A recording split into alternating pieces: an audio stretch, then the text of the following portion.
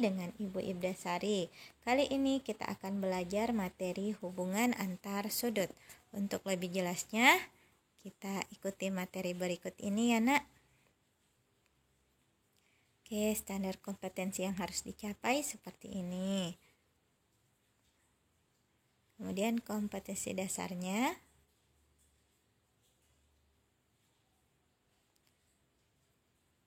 Selanjutnya, tujuan pembelajarannya. Setelah menyaksikan video ini, siswa dapat mengidentifikasi bentuk sudut yang dibentuk oleh dua garis sejajar yang dipotong oleh garis transversal.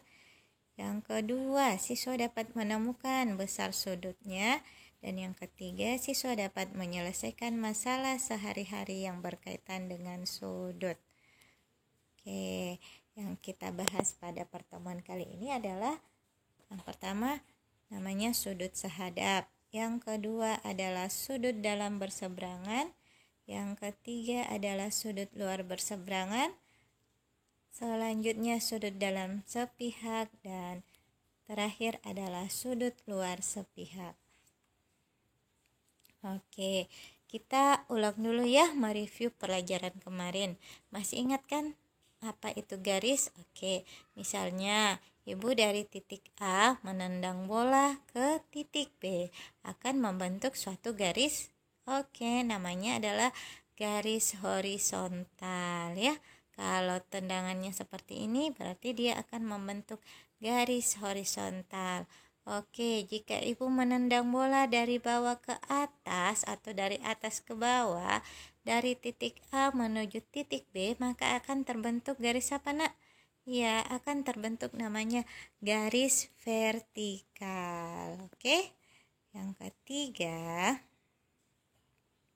Oke, jika ada dua orang menendang bola dengan arah yang sama dari titik A ke B dan titik C ke D, maka akan terbentuk dua garis. Garis itu namanya garis sejajar ya. Oke, selanjutnya kalau arah bolanya seperti ini, dari titik A ke B, kemudian ditendang dari titik C ke D, maka akan membentuk apa nak? Membentuk garis yang berpotongan. Berpotongannya di mana? Berpotongannya di titik E. Oke. Selanjutnya garis yang berimpit ya. Oke, garis yang berimpit seperti ini ya. Jadi ini bisa dikatakan garis AB itu berimpit dengan garis CD. Oke. Jadi dua garis dikatakan saling berhimpit apabila kedua garis tersebut terletak pada satu garis lurus. Oke, selanjutnya penamaan sudut ya. Pada gambar 1 kita bisa melihat ada namanya sudut A atau dibaca sudut X. Pada gambar 2 kita bisa membacanya dengan sudut ABC atau sudut CBA atau pula dengan sudut Y. Oke, jadi sudah paham kan menamakan sudut? Oke, lanjut. Kemarin kita sudah belajar.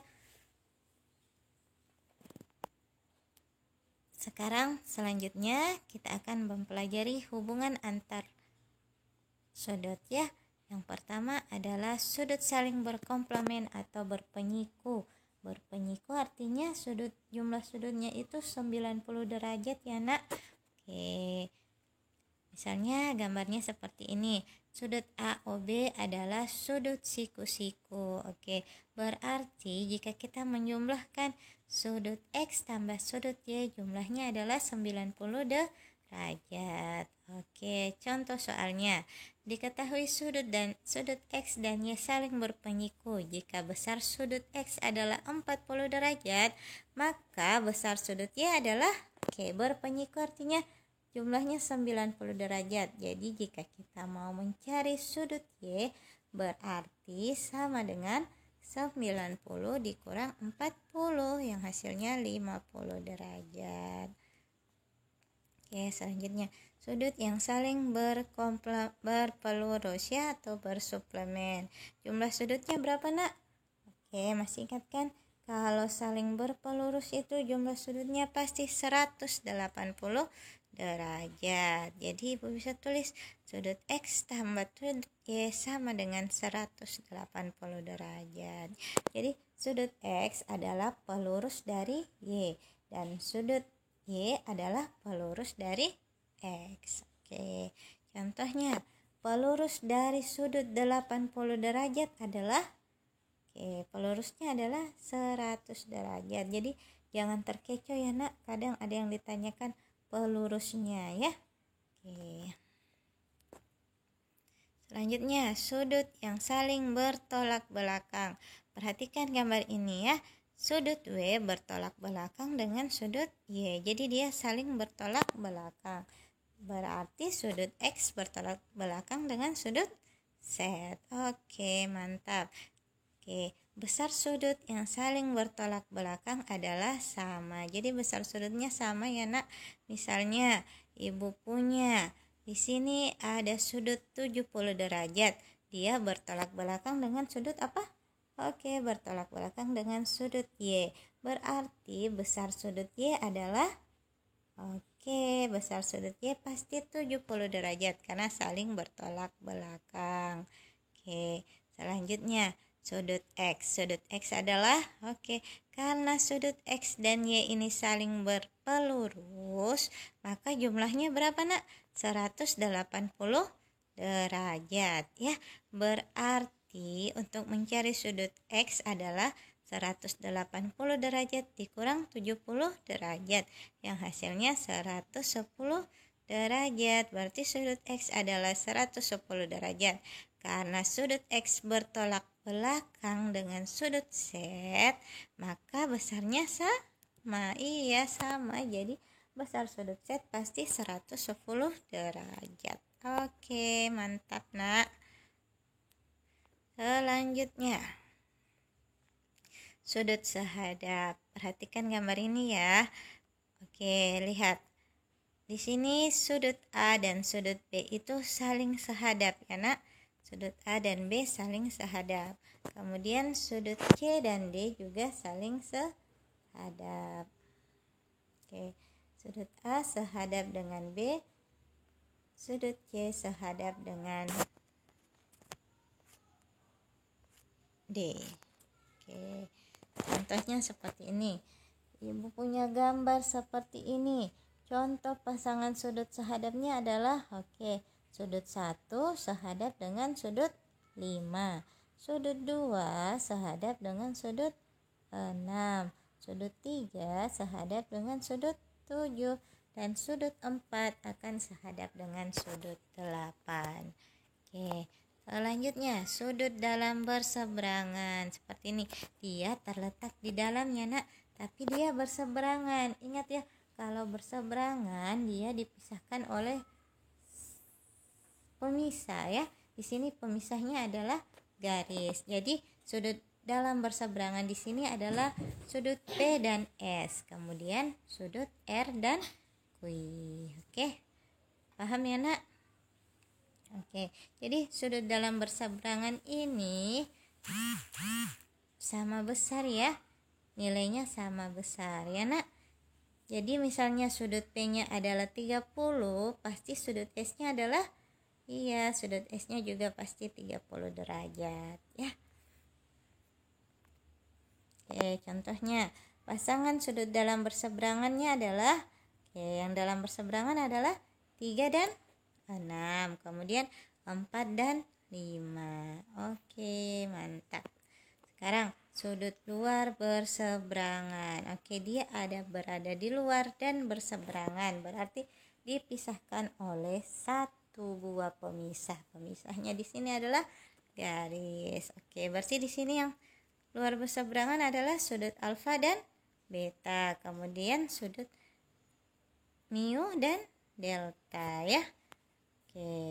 Jika dua buah garis sejajar dipotong oleh garis lain, maka besar sudut luar berseberangan yang terbentuk adalah sama besar ya. Jadi Sudut yang saling luar berseberangan itu sudutnya pasti sama besar ya nak. Oke, contohnya di sini yang saling luar berseberangan adalah sudut 1 dan 8, kemudian sudut 2 dan 7. Oke, paham kan nak? Oke, paham ya? Paham. Oke, kita lanjut. Sudut dalam sepihak. Oke, sudut A dalam sepihak dengan sudut B. Sudut C dalam sepihak dengan sudut D. Ingat ya, jika dua buah sudut ini dijumlahkan, maka hasilnya adalah 180 derajat. Oke nak, jika dua buah sudut dalam sepihak dijumlahkan, hasilnya adalah 180 derajat. Sepihak ya, sepihak dia tidak dipisahkan oleh pemisah ya. Oke, cuma sepihak saja. Oke, contohnya di sini yang dalam sepihak adalah 3 dan 5, kemudian sudut 4 dan 6. Oke, bagaimana? Paham ya nak? Oke, jadi jumlahnya itu 180 derajat ya. Jadi sudut 3 ditambah sudut 5 itu hasilnya 180 derajat. Begitu pula sudut 4 tambah sudut 6, 180 derajat. Oke, sekarang sudut luar sepihak. Tadi ada yang dalam, sekarang di luar lagi ya. Oke, sudut luar sepihak yang mana nak? Ya, sudut P1 dan sudut W1. Kemudian sudut P2 dan sudut W2. Oke, sama ya. Jumlahnya juga jika dijumlahkan maka hasilnya adalah 180 derajat. Oke, ini harus diingat. Oke, di sini yang merupakan sudut dalam sepihak adalah sudut luar sepihak adalah sudut 2 dan 8, kemudian sudut 1 dan 7. Oke nak, jago. Jumlahnya adalah 180 derajat ya. Oke, untuk lebih jelasnya kita masuk ke contoh soalnya. Ada gambar seperti ini. Oke, yang merupakan sudut sehadap dari A1 adalah sudut E. Kemudian sehadap dengan A2 adalah sudut E2. Sehadap dengan A3 adalah sudut E3. Dan yang sehadap dengan A4 adalah sudut E4. Dan sudut dalam berseberangannya, sudut A2 dalam berseberangan dengan E3. Kemudian sudut A4 dalam berseberangan dengan sudut E. Dan sudut luar berseberangan. Coba lihat, sudut A3 berseberangan luar dengan E2. Dan sudut A berseberangan luar dengan E4 ya. Oke, sudut dalam sepihak. Sepihak dia tidak dipisahkan oleh garis ya. Berarti yang sepihak adalah E4 dan E3. A4 dan E3 serta A2 dan E. Oke nak, paham ya nak? Begitu pula dengan sudut luar sepihaknya. Oke, kita lanjut ya. Oke, di sini ada diketahui sudut E4 adalah 102 derajat. Yang ditanyakan adalah berapakah nilai Y? Oke, di sini ada 3Y. Besar dari sudut A2 itu adalah 3Y. Oke, kita mau mencari nilai Y ya. Oke, caranya bagaimana? Oke, karena E4 berpelurus dengan E3. Oke, berpelurus, jumlah sudutnya berapa nak? Iya benar, 180 derajat. Maka untuk mencari E3 adalah 180 derajat dikurang 102 derajat. E3 adalah E3 78 derajat. Selanjutnya, sudut E4 bertolak belakang dengan sudut E, maka jumlahnya adalah nilainya adalah sama besar. Ingat ya, yang bertolak belakang nilainya sama besar. Berarti sudut E adalah sudut E 102 derajat. Kemudian sudut E3 tadi kita dapat 78 derajat. Dia bertolak belakang dengan sudut E2. Berarti jumlahnya E2 juga adalah 78 derajat. Oke, karena sudut E sehadap dengan sudut A1, maka sudut A1 adalah 102 derajat. Selanjutnya, karena sudut A3 bersebelahan luar dengan sudut E2, maka sudut A3 itu sama dengan E2, sama dengan 78 derajat. Oke. Untuk mengetahui besar Y-nya, karena sudut A2 itu sehadap dengan E2 dan E2 adalah 78 derajat, maka A2 juga adalah 78 derajat. Sehingga untuk mencari nilai dari 3Y di sini sama dengan sudut E2 sama dengan 78 derajat. Berarti Y-nya adalah 78 dibagi 3. Berarti besar sudut Y-nya adalah 26 derajat. Bagaimana, Nak? Paham ya? Oke. Ini latihan soal dan tugasnya ya, Nak. Oke, terima kasih. Semoga kalian dipahamkan ya, Nak.